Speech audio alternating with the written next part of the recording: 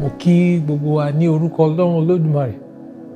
Mo sì kí yín káàbọ̀ sínú oṣù March, oṣù kẹta nínú ọdún yìí.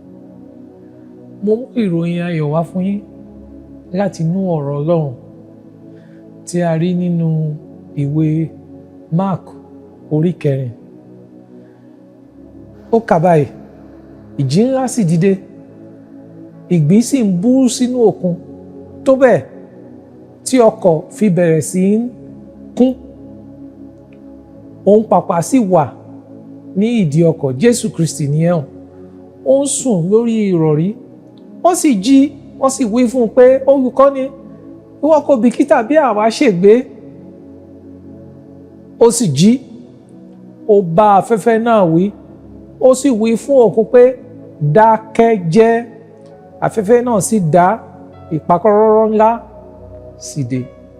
Ẹ̀yin èèyàn Ọlọ́run, ìròyìn ayọ̀ tí mo mú wá ni pé bó ti wù kí ìjì náà ti le tó látẹ̀yìnwá nínú oṣù Máàchì, ìjì náà yóò dákẹ́. Jésù Kristi Olúwa wa yóò sọ̀rọ̀ sí ìgbésí ayé ẹ. Ìjì náà, bó ti wù kí ìjì náà le tó, yóò dákẹ́ rọ́rọ́.